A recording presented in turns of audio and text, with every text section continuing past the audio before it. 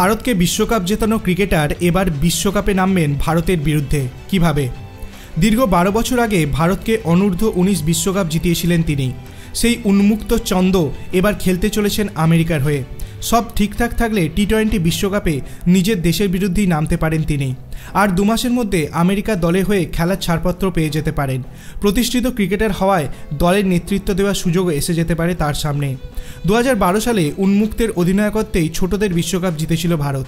সেই বছরই বিশ্ব ক্রিকেট পরিচিত হয় বাবর আজম নামের সঙ্গে।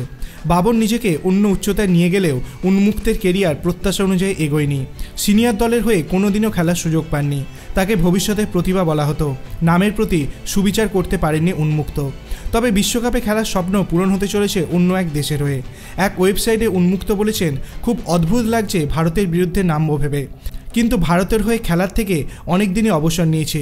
এখন থেকেই ভারতের বিরুদ্ধে খেলার ভাবনা মাথায় ছিল। বিশ্বের সেরা দলের বিরুদ্ধে নিজেকে পরীক্ষায় ফেলার সুযোগ হাতছাড়া করতে চায় না। 2021 সালে আমেরিকা যান উন্মুক্ত। তারপর থেকে সে দেশের অনেক ক্রিকেট খেলেছেন। 2022 সালে প্রথম ভারতীয় হিসাবে অস্ট্রেলিয়ার বিগ ব্যাশ লিগে খেলেছেন। তার আগে দেশের হয়ে ঘরোয়া ক্রিকেট খেলেছেন, কিন্তু খারাপ ফর্মের কারণে বাদ পড়ে যান। দিল্লির দল থেকে বারবার প্রত্যাখ্যাত হওয়ার পর দেশ ছাড়েন উন্মুক্ত। অবশেষে স্বপ্ন পূরণ হতে চলেছে তার। উল্লেখ্য, সেই বিশ্বকাপে খেলা আর 2 ভারতীয় স্মিথ প্যাটেল এবং হরমিত সিংকেও আমেরিকার সতীর্থ হিসাবে পাবেন উন্মুক্ত। আপনার কি মনে হয় উন্মুক্ত ভারতের বিরুদ্ধে টি-20 বিশ্বকাপে কীরকম পারফরমেন্স করতে পারবে? আপনার অভিমত আপনি কমেন্ট সেকশনে জানাতে পারেন। ভিডিওটি ভালো লাগলে লাইক করবেন, চ্যানেলটিকে সাবস্ক্রাইব করতে ভুলবেন না। ধন্যবাদ।